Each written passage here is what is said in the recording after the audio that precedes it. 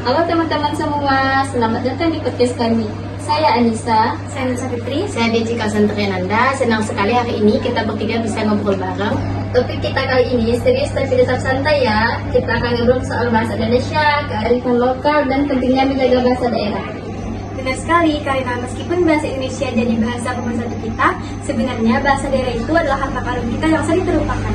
Ya, saya baca dari Badan Indonesia bahwasanya Indonesia mempunyai 700 kata daerah. Tapi sayangnya bahasa tersebut sudah terancam punah. Saya sedih sedengarnya, bahkan beberapa bahasa seperti hukum nilai di Maluku sudah tidak punya penutur lagi. Kasian sekali ya, padahal bahasa itu bukan hanya untuk komunikasi, tapi juga membawa nilai, tradisi, sampai pada cara pandang hidup. Benar, misalnya dalam bahasa Batak ada kata maksia dan pari yang artinya saling membantu di musim tanam. Itu bukan sekedar gotong royong, melainkan tapi ada filosofi yang mengatakan kebersamaan dan saling menggantung satu sama lain. Wah, saya baru tahu itu. Jadi, setiap bahasa daerah itu seperti menyimpan kearifan lokal yang tidak bisa diungkap hanya dengan bahasa Indonesia biasa. Betul, tapi kenapa ya? Makin lama, semakin banyak anak muda yang lupa akan bahasa daerah.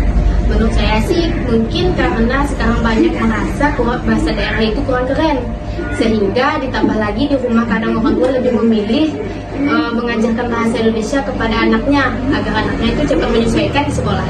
Padahal sebenarnya bisa bahasa daerah itu membuat kita lebih keren loh, multilingual, bisa lebih peka sama budaya kita.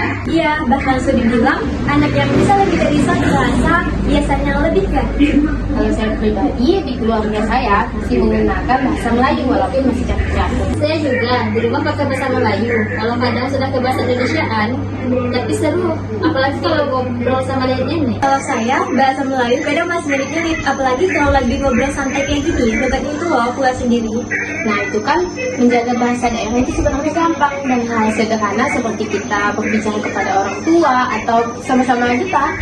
Terus gak juga ke media sosial, contohnya bikin video, reels, TikTok menggunakan bahasa daerah. Jadi kan masih tetap keren dan relevan. Saya pernah lihat konten anak Makassar yang melawak pakai bahasa Makassar.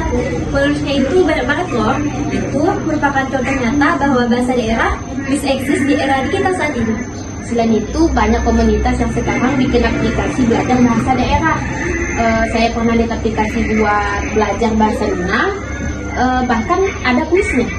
Wah, keren banget. Jadi tidak ada alasan lagi buat kita belajar bahasa daerah itu ribet. Karena sekarang ini gampang banget. Setuju. Nah, saya ingin mengajak teman-teman semua yang mendengar podcast ini, coba deh 1 minggu ini belajar 5 kata baru dalam bahasa daerah masing-masing. Atau coba ngobrol menggunakan bahasa daerah selama 5 menit bersama keluarga. Awalnya pasti kita kikuk, lama-lama seru kok. Ingat, menjaga bahasa daerah, menjaga identitas kita. Dan ingat juga, tanpa bahasa daerah, warna-warni budaya Indonesia akan pudar. Jadi yuk mulai sekarang bangga menggunakan bahasa daerah karena bahasa daerah itu keren, bukan kuno. Oke, itu dulu obrolan kita kali ini. Sampai ketemu di podcast berikutnya. Tetap bangga berbahasa Indonesia dan jangan lupakan bahasa daerah kita. Salam budaya.